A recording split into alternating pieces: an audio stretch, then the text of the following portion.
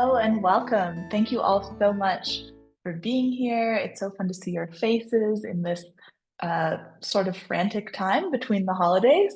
I'm really pleased that you took a little time out of your day to hang out with us. I am Caroline Carlson. I am the senior digital editor for the Daily Yonder, and I am the host and moderator of these journalism collective conversations that have been going on for a couple of years now, which is kind of crazy to think about. I have invited some esteemed panelists to join me in talking about reporting on contentious issues and conflict in rural communities. And so I'm going to call on each of you to just say hi, introduce yourself, um, and then we'll get started. Nick, you are directly on my right on the screen, so go ahead. Well, hi and greetings from Vassalboro, Maine. I'm Nick Jacobs. I'm a professor of government at Colby College. So I'm not a journalist. Hopefully that means I have a little bit to offer, but I'm thrilled to be here and learn from you all and hear your stories, and just as much as I'll try to bring some insights to the question. So thanks for having me. Absolutely. Sarah, do you want to go next? Sure. I'm Sarah Malott, and I've been at the Daily Yonder as a data reporter for I think about 3 years now already. And my background is in geography and geospatial science, so I do most of our maps and graphics and data analysis for the Daily Yonder, and then I also do some other kind of assigned reporting, and some of that I'll be talking about today. But yeah. And I'm in Western North Carolina, about an hour north of Asheville. Natalia, can you introduce yourself? Hi, my name's Natalia Alamdari. I am the Greater Nebraska reporter at the Flatwater Free Press. We're a nonprofit statewide newsroom in Nebraska. So we're based out of Omaha, but we cover the whole entire state. So that means myself and other reporters spend a lot of time driving all over, spending time in small towns, things like that. Wonderful. Thank you all so much for being here. So I've chosen these panelists because they each have different expertise and experiences reporting on issues like abortion and school choice and different contentious issues in rural. Of course, Nick isn't reporting on them, but he does a lot of thinking and writing about these things. So we're giving him a pass in being here. Um, Natalia, I read a lot of your reporting on abortion in Greater Nebraska, and I'd love it if you could talk a little bit about those stories. I know they're a couple of years old now, but it's still really pertinent for what we saw going on in this election and sort of how you approached those stories and why they were important to you. Yeah, sure. I wanted to refresh my memory a bit better before this, but had a crazy morning. But those abortion stories were primarily about, this has happened in other states, but the movement to have petitions so that towns can vote whether or not to be sanctuary cities for the unborn. And so in Nebraska, the wave was kind of starting to happen. I believe this was 2022. So there were 5 or 6 towns that were voting on the same thing. One town in particular had a much more strict and kind of out there proposal or ordinance than the other ones did. Theirs went so far as to like try and monitor internet activity at libraries and things like that. And I can't remember how many ended up passing, but I know that that one for sure didn't. It was like a step too far for voters out in Western Nebraska. And really the approach to that story was, okay, we tend to approach everything in the context of, this is something that's happening in multiple places across the state. Let's contextualize it, see what people on the ground are talking about. Something that was really important to me throughout that reporting process was, making sure I spoke to people in those communities who felt the opposite of those proposed ordinances. I feel like a lot of times when we talk about rural Nebraska, it tends to be very blanketed, like everyone here has the same perspectives and ideas about how the world should be, when it's much more diverse than that. And one of the interesting things, which if you've covered these types of petitions, the interesting thing that emerged to me that I think connects a lot to like our national conversations about abortion and politics and talking points was that all of these petitions were being pushed by the same anti-abortion activist based out of Texas. So he travels around, gets people in different local municipalities to gather signatures for these petitions, and like has the language ready for them and knows how to talk them through like how to go about the signature collecting process. So that was just like a really interesting component of it, of like these are ideas that aren't even starting in Nebraska. It's ideas that are coming from the outside and coming in trying to change policy at the local level. Yeah, I think I really enjoyed reading your stories on that. And I thought one of the other really interesting aspects is that these sanctuary cities for the unborn that they were trying to be, named, are far from abortion clinics, right? Like there aren't abortion clinics in these small towns. And Right. so how does that like play into this whole thing? I mean, I can't remember what I wrote in the story, but it really turns into, I think someone had told me like, oh yeah, I know that this isn't going to literally do anything in my small town, but it sends a message. Especially in parts of rural Nebraska, there's a, how do I describe this? Like a mindset that the people in government in Lincoln are so separated from what people out in the panhandle think about the world, and there's a feeling of being ignored, and having your perspectives ignored. So like to some people that I talked to, it was very much like, I don't really care if this isn't going to do anything literally in my town, but it's still sending a message to lawmakers in Lincoln, people in Omaha, um, which I guess that kind of ties back to like why Flatwater exists. Like we do think that it is important to, like, there are communities that don't have newspaper reporters anymore. Like people, there are folks in Omaha who have never been further than Lincoln, which is like an hour west.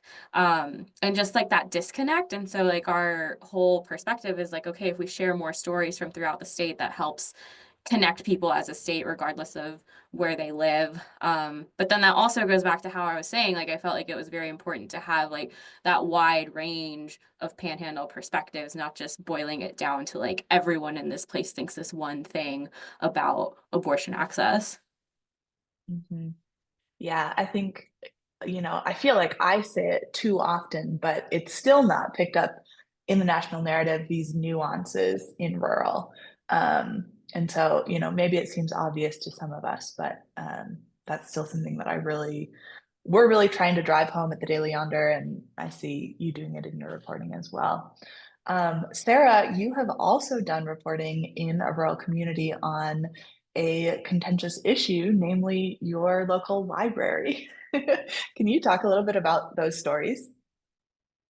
Yeah, I feel like there are a lot of parallels between the library story here in North Carolina and some of Natalia's general reporting about um just like this stereotype that all rural people believe the same thing or support this issue because maybe the local government supports it, and then you get on the ground and you realize that there's actually some really cool grassroots organizing that's going on to in opposition to those um movements. And so the library in question is the Yancey County Public Library in Burnsville, North Carolina, which is the county over from mine. So it's a part of a regional library system. For the time being, it is a part of a regional library system that includes 3 counties. It includes Amy, Mitchell, and Yancey County. And I live in Mitchell County, and there are 4 library locations. And and so there's 2 in Mitchell, and there's 1 in Avery and 1 in Yancey. And so these libraries had been doing pride displays for I apparently decades, or at least several years, without a problem. Minimal complaints if they got any at all. But then in 2023, someone complained about the pride display. So in June, someone made a complaint. This apparently was not a full-time resident of Yancey County, someone who was kind of living here part-time, and I think she's full-time resident now. But anyway, county commissioners passed a motion in July, so the following month after the complaint, to consider withdrawing from the regional library system, because they essentially wanted more control over book selections and displays. And this is really important because regional libraries are very important for lots of really small rural communities where maybe they don't have the county budget to support a library by themselves. And so regional libraries actually, they get a lot more state funding, and they're eligible for more grants and funding and resources that county-run libraries are not. So a lot's at stake here in this potential withdrawal from the library system. So last summer, after speaking with the regional director, Amber Westall Briggs, who's the regional director, about the feasibility of withdrawing, the Yancey County Commissioners realized that it's actually not financially feasible for the counties to support the library by itself, and so they decided to not withdraw. But it was after a lot of public outcry and pushback, and then the following year was full of headaches, and because the county commissioners appointed themselves and their allies to the regional and local boards of the libraries, and caused a lot of tension that wasn't there before on the library boards. So they were trying to censor materials that they thought were inappropriate to be in a library. So things like, Pride Month displays. And they passed a motion that said that there could be no displays that favor any kind of religion, culture, sexuality, or anything like that. So there are not even any Black History Month displays anymore. And so that's when I wrote my first story. And that was about a year and a half ago now. And then this summer, they all of a sudden decided to change their mind about not withdrawing, and they passed a motion to not renew the contract with the regional library. So that means that basically they have until July 2025 to say that they actually do want to renew their contract with the regional library system. And so in this election in November was really important because there were county commissioner candidates that were up for re-election, and candidates who were not yet elected, who had not served yet, who were part of their entire campaign was support of the library. Most likely this library is going to withdraw in July of this year. And so that's kind of what I covered in the second story about this. Unfortunately, it was not a happy ending with this election in November. But I think, like Natalia was saying, I tried to highlight some of the opposition to the withdrawal from the regional library system, and I think that was kind of a positive point that felt really good to cover some of the opposition to it and the way that these local organizers were going about their work, being very positive and kind, and the whole movement behind it was like, we are not going to stoop to a certain level because we're angry. They held very peaceful marches in support of the library, where there were counter protesters, and everyone apparently got along really well, and there was no any, I don't know, harsh words even spoken. And so anyways, it was really nice to be able to cover some of that. But it's looking like we don't know what's going to happen with the library. So that's where that stands at the moment.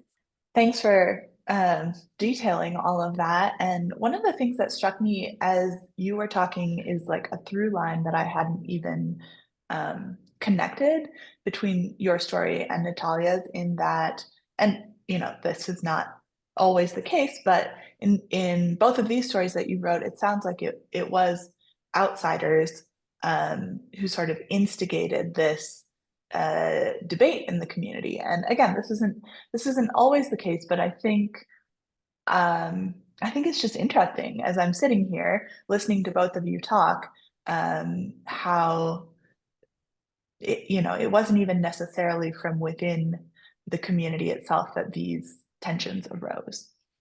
And Nick, you're here because we've heard from two wonderful reporters about stories that they've written sort of in their communities, in their places.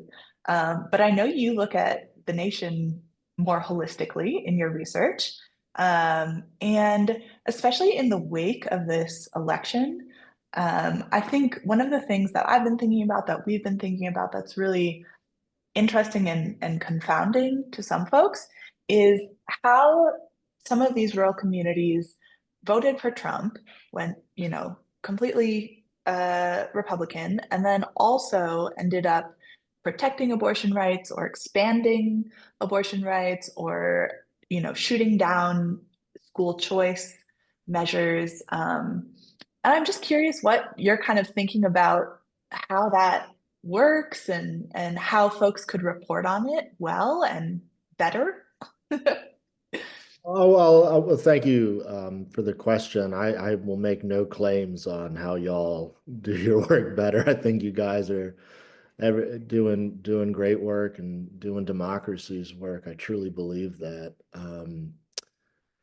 I guess you're right. I do think about rural America as a whole. I use rural America as an abstraction in a lot of my work, for reasons that I won't bore at the current moment.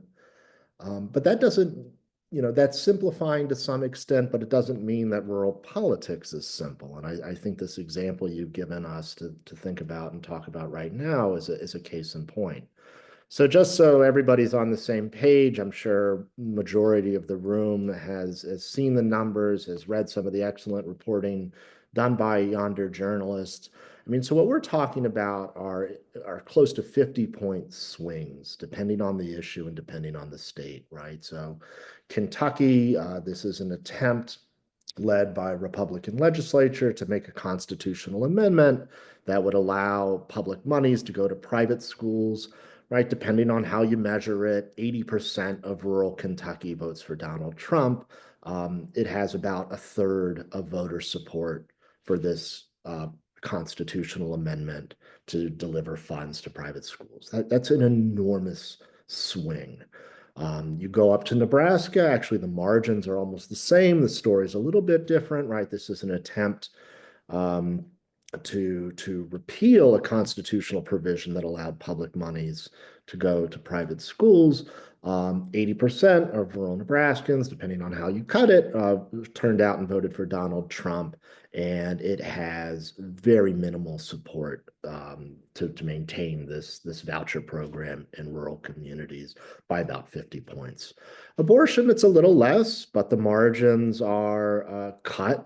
It's still, depending on the state and depending on the type of rural community, here we do see variation in the rural spectrum rather than just rural versus urban, how much support we saw for restrictive abortion amendments. And of course, those amendments varied across the state.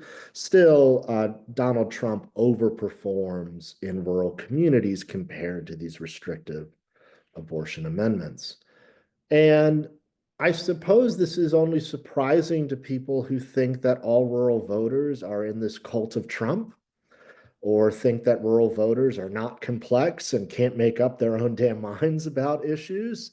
I doubt many people in this room need to be told that. I think it's very clear evidence, though, of something that a message that many of us have been trying to deliver, either through our academic writings, our data reporting, the stories we tell.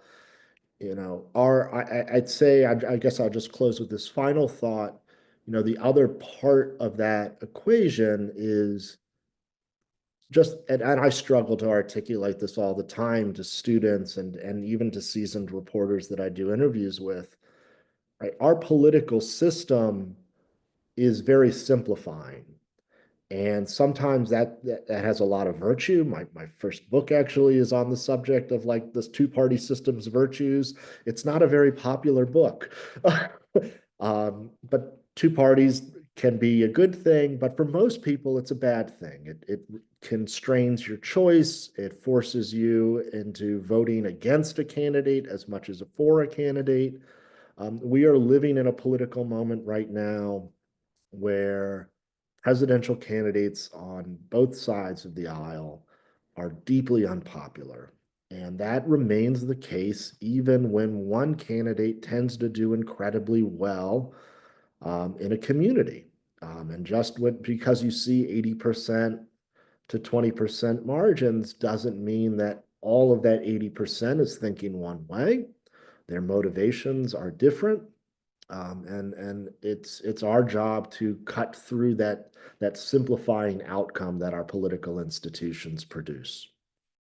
Absolutely. And I think you articulated that quite well, actually. It's the same message that we try to put out in our reporting and to show in different ways. You can do it with the numbers, like Nick was referencing. Sarah looks at a lot of data. Natalia has been telling, community stories from within Nebraska. So Tainum put this in the chat, but we're also really open to your questions. This is an informal gathering of folks. And so if you have any burning questions, I encourage you to drop them in the chat and we'll do what we can to address them. We did get some questions leading up to this panel as well. So I'm going to go to a few of those right now. But please ask away. One individual asked, I'm just going to read this off. Rural reporters ideally live and are active members of the communities they're reporting in. How do you navigate conversations with sources when you're not on assignment about contentious issues? So this would be more for Sarah and Natalia, and I think both of you have some stories to tell about your own involvement, in the community, in these stories, how you kind of work around that. So would either of you ladies like to jump in?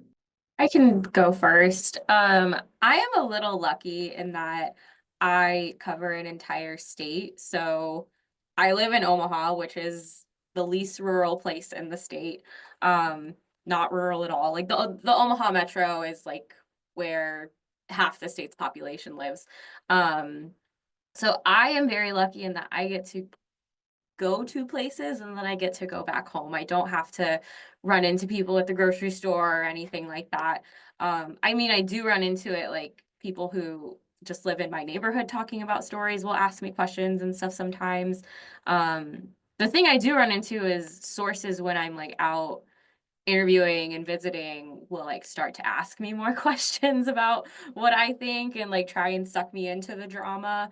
But I just, if it's getting fully irrelevant to the story, you have to like figure out how to draw the line. Like I wrote another story about a village board drama, which it very much was turning into, it was like political things happening, but then it was a town of 150 people. So it was turning into just personal spats happening at the same time, like feuds between families over this issue, neighbors, whoever doesn't like so-and-so, like ganging up on them, to the point where people were telling me like, well, so-and-so has a court case tied to this, blah, blah, blah, like drama that, like telling me, oh, I'm going to go surprise them at their court date because I want to see what happens. And I'm like, okay, the story is published. I don't need to know this anymore.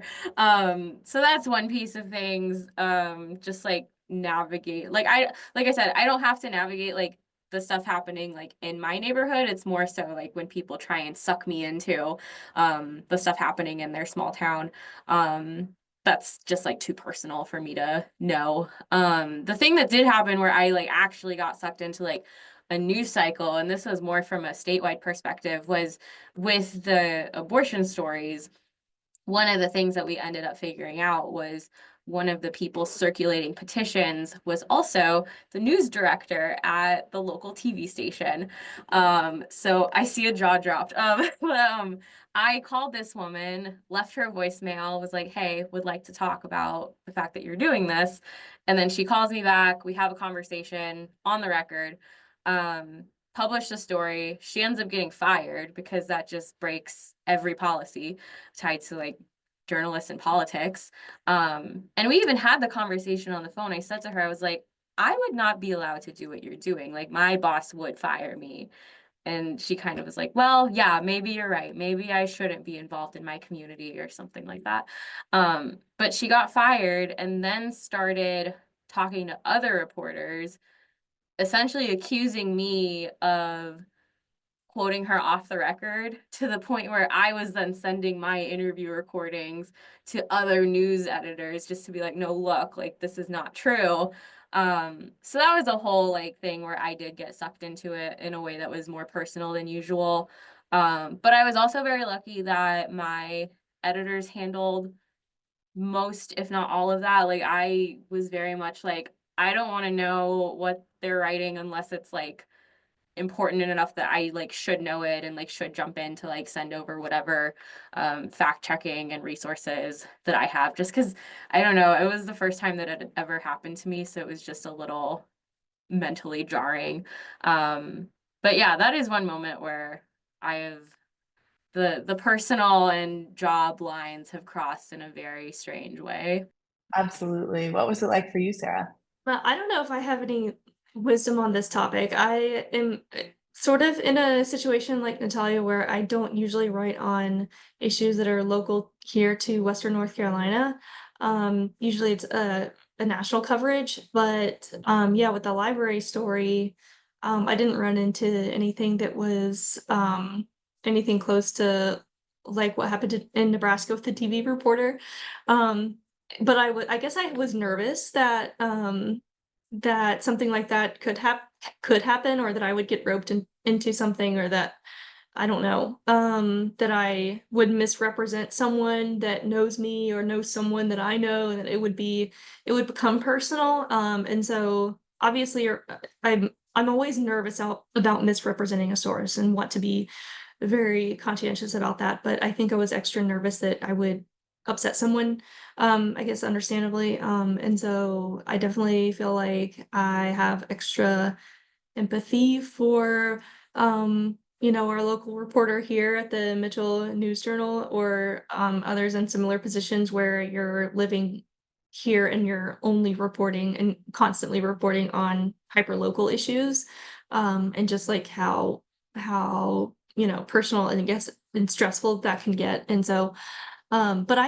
had a good experience overall. I mean, I think there are some situations where it kind of people would want to gossip on the record to me, and it was just I kind of turned down those opportunities, but really it was really not that bad. And so yeah, I don't know if I have any, advice or wisdom on that, but that I overall I've had a good experience. So That's wonderful. Yeah, I think in some ways the stakes just seem higher um, for stories like this. And like you both have said, I also think about the reporters at my hometown newspaper, and how they are covering stuff in Viroqua, Wisconsin. And it can be tough. I know there have been some issues. I see a long question from Jack Rooney in the chat. I really appreciate you throwing this in here. And I'm not going to read the whole thing, but Jack is wondering about reporting on contentious issues that specifically affect the reporters themselves who are covering them. And I'm not sure if um, any of our folks here would like to speak to this, or if I know this is something that we keep in mind, certainly for the Daily Yonder, as we're making assignments, as we're thinking about, who would like to report on what story. And I think there are a lot of really incredible reporters, who are willing to confront these things. And I can think about, I oversee our social media, and at times, um, as we know, social media is a cesspool, and it can get, we've run stories about transgender folks, and we've run stories about abortion, of course, and all these different things. And um, manning the comment section is no small feat, especially if it's something that feels really close to you, or um, is affecting people that you love, even. Um, and so I'm not sure that I have great advice, but a lot of empathy for all the folks doing this work, um, because it can be tough. And um, no pressure, but any of my panelists, if you have any thoughts on this, I would welcome them. Yeah, I think I have been in a situation where I've written about something that's kind of a sort of related to me or my experience. I'm gay and I live in a small rural Western North Carolina town, and so obviously the pride displays in the library was something that I guess is affecting my community here. And then I also wrote a story about the UMC Church, the United Methodist Church, and their vote. It was right before they voted to be fully affirming and allow openly gay clergy and same-sex marriages and stuff within the church. And so I got some, I think I've, with both stories, have, like Caroline said, have gotten some weird messages, not to me personally, but on the Daily Yonder's page about, about how this is an abomination to God and stuff like that. And I guess, I don't know if I don't have any advice, but it was strange to report on the library story, knowing that some of the people that like I know or were, I've been to a few meetings of this group called the Queer Solidarity Group here in Western North Carolina, and I think it's for Mitchell and Yancey and Avery counties. So it's specifically a rural like queer meetup group, and it's kind of a I don't know, an activist group and a social group, and I've been a few times.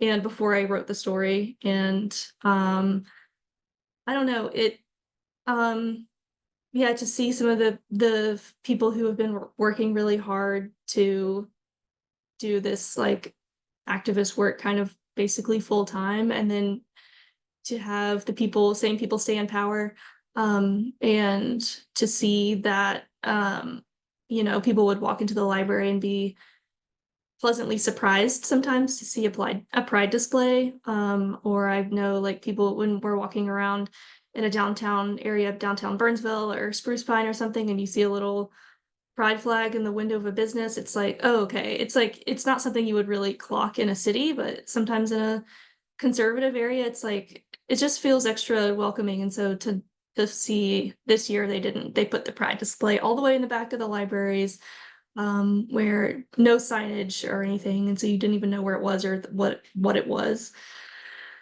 And it's just like, I don't know, it's it kind of stings a little bit. And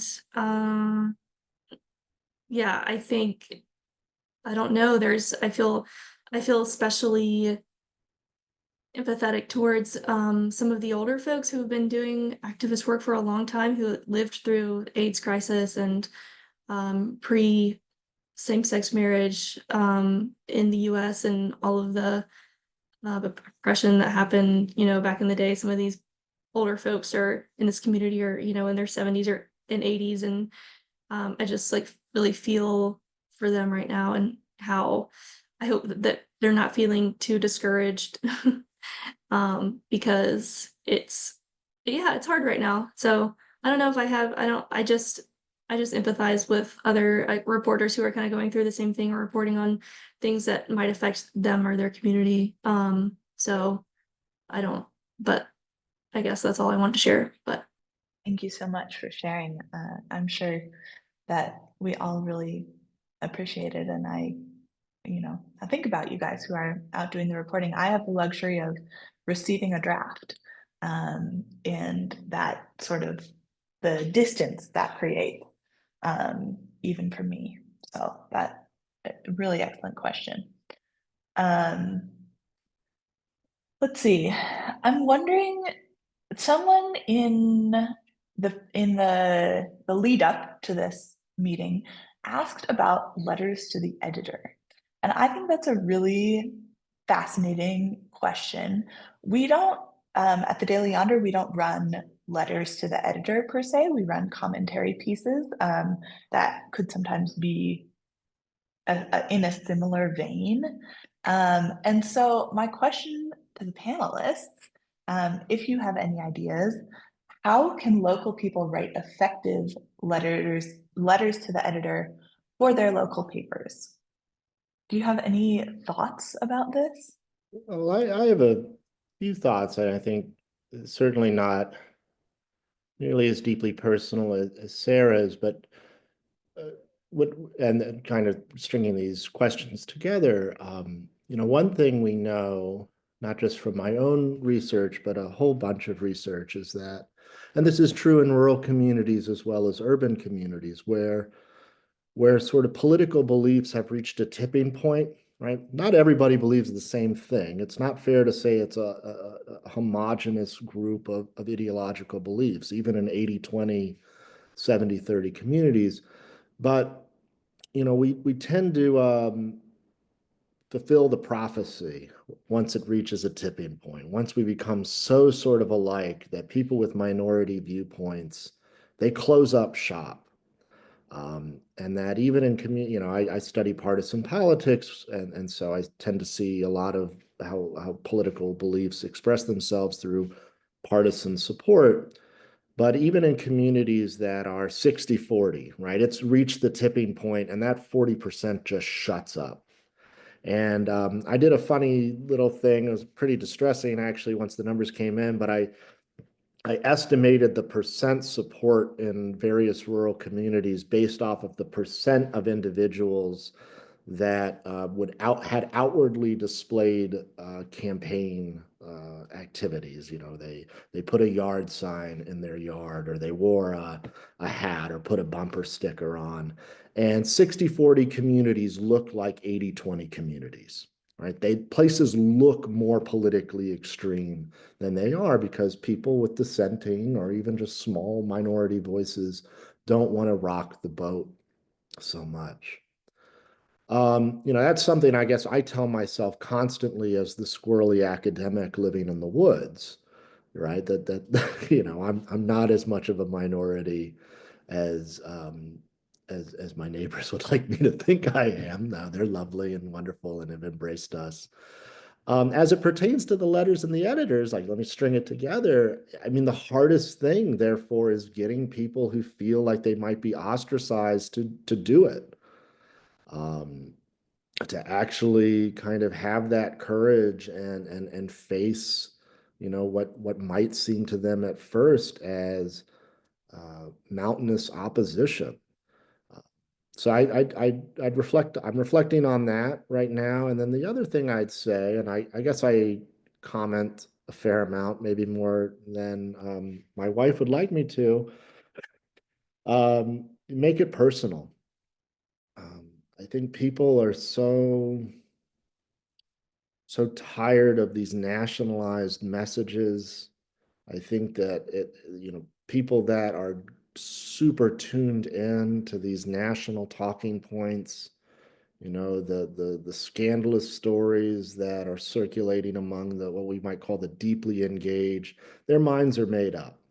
If you're writing a letter to the editor to try and persuade, and I do very much believe that persuasion is possible, you want to personalize it. You want to make it seem like you're not just a mouthpiece for national partisan figures and national talking points, that you're a member of a real local community that understands it and gets it. And might, even if you don't feel like that sounds as sophisticated as some DC consultant, it's more powerful a message.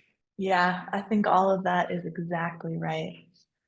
Um, Another comment that, or question that I'll just throw out here, is about how journalists mask the identity of a source if it's necessary in a small community where everyone knows everyone.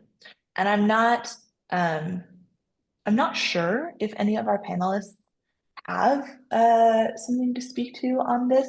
We at the Daily Yonder don't do deep investigative reporting in which we would really need to mask a source.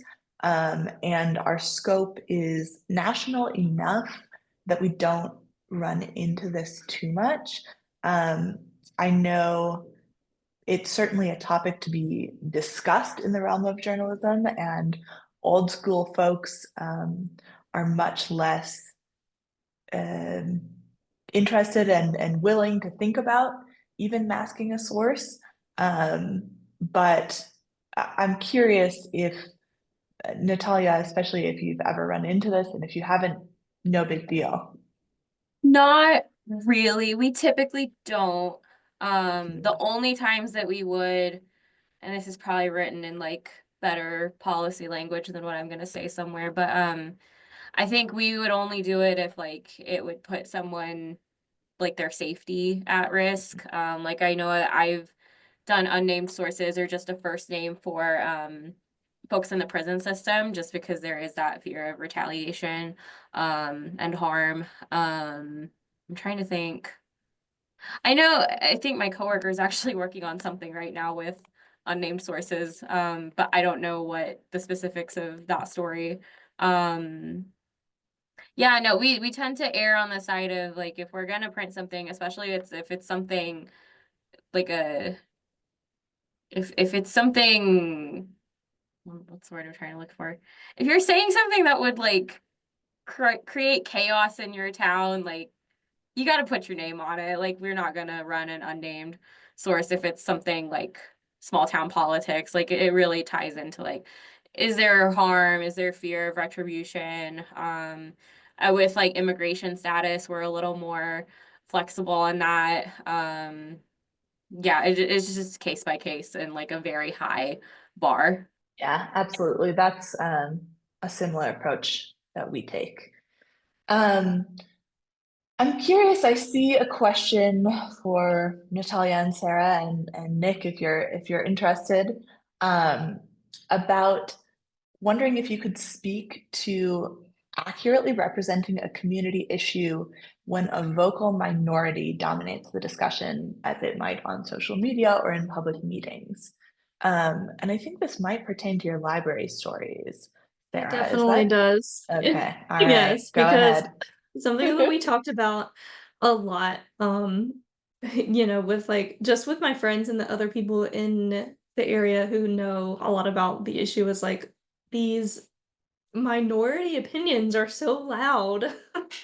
And it's like, yeah, it's bigger than just you're either waving a pride flag around or you're not, right? It's like a lot of people who for example, I heard from a friend who went to one of the library support marches that people showed up who were, homeschooling families who relied on the library for broadband because broadband internet is not as accessible sometimes in rural communities, or because they use the resources there, and that's a good place to like get out of the house and do some schoolwork away from home, or do research or whatever it is.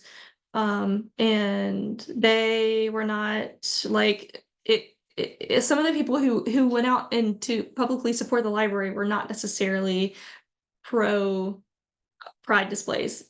Oh, or not that they were necessarily totally against them, but it was not just a, queer activism. It was bigger than that. And so some of this discussion got totally blown out of proportion and became all about that, when really was just about what's at stake if we lose this library. And we can disagree about some social issues and still support the library. And anyway, so I don't know if how you can accurately represent a community. I'm just reading the question again. When a vocal minority dominates. So I guess what I did was I knew independently about the Queer Solidarity Group, which is the organization that organized to in opposition to the county commissioners trying to withdraw.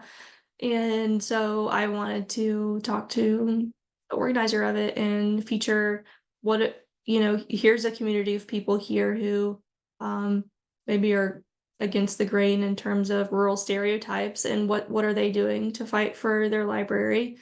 And I think a lot of times it's just like finding sources on, maybe you can find sources or groups on social media that are not, like this one it's not a 501c3. It's just like a social media group that you can find online. It's on Instagram, or they're like making comments on Facebook or something about the issue, or they're sharing graphics and infographics about the library. And so I don't know, it can be kind of hard to find those sources sometimes if in public meetings they're just, the other side is dominating the conversation. But I think in my experience it's been possible to find the other side. It's just yeah, you want to hear what is not being said, because a lot of the times, I think this goes back to what Nicholas was saying about the kinds of people that are more likely to put political signs in their yard or wear campaign t-shirts and stuff like that. Like, they are probably more in your face and loud by nature. And so they're maybe going to be more extroverted at these public meetings, and there's just so many other opinions in the room that you're not going to hear because they don't want to get up in front of a microphone and yell. And so yeah, I think it's like the onus is on the reporter to go find those voices. So I don't know if I have like really good advice about how to do that, but I do think it's important to find them. Yeah, I'm not above like looking on Facebook. So I think in most situations I've seen, when one side is screaming very loudly, there's probably another side somewhere saying the opposite. And as good journalists, it's kind of our duty and our job to look at both of them, because if you're just amplifying the loudest voice, that's not always the whole truth. So just a quick comment on this. Yeah. It's, we've tested it, and like this sort of notion of that that maybe a lot of our polarization and disagreement in our politics is being driven by not maybe the divide between the left and the right, but between the divide between those that are just sort of attentive to politics versus those that are sort of in your face, right? They feel anxious unless they're telling you about their politics. When we went out and tried to measure this at a national scale, sort of what's the rough proportion of various rural communities and how this is broken down using a whole bunch of measures, it's about 15%, right? And that 15% of the rural electorate is given way more than 15% of the airtime. And sometimes that's for really good reasons. You got a deadline. the 85% don't want their name in the paper. Like, what do you do? But for what it's worth, I mean, the social science validates that concern, even if I don't have a great answer to help you navigate it. Yeah, I appreciate those points. We are at 5 minutes left here of our discussion. Time flies when you're having fun. And my colleague Tainum is going to launch a poll um, for y'all who have sat here with us and chatted, just for our own kind of for our own FYI. That's a rural strategies phrase. And so if you wouldn't mind a couple clicks there, we would really appreciate your feedback because we want to make sure that these are serving you. This really came out of a discussion among journalists, and we really endeavor to be helpful and not have folks sitting on Zoom needlessly. I'm sure we all have enough of that in our lives. So I just want to really thank my panelists for joining me. I'm so grateful that you took some time to chat about these things and to share with our audience. I think it's been a really rich conversation. And if you have any, words of encouragement or last thoughts, we do have 4 minutes, but I'm sure Tainum can also give us a wrap up if we're all ready to say goodbye. Yes, thank you, Caroline. If you do have future topics that you're interested in or feedback on today's panel or anything that you're curious about and want to get in touch with us about, you can email journalismcollective@ruralstrategies.org. Caroline, could you put that in the chat for me, please? Journalismcollective@ruralstrategies.org. And Caroline and I will keep our eyes peeled for those.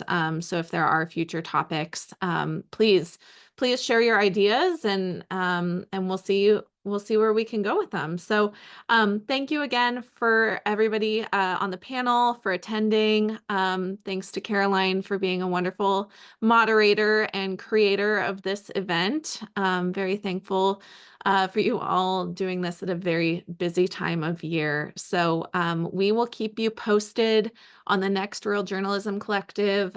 You'll see info from us. We tend to do these about twice a year. And so until next time, thank you so much. And I hope you all have a fabulous December.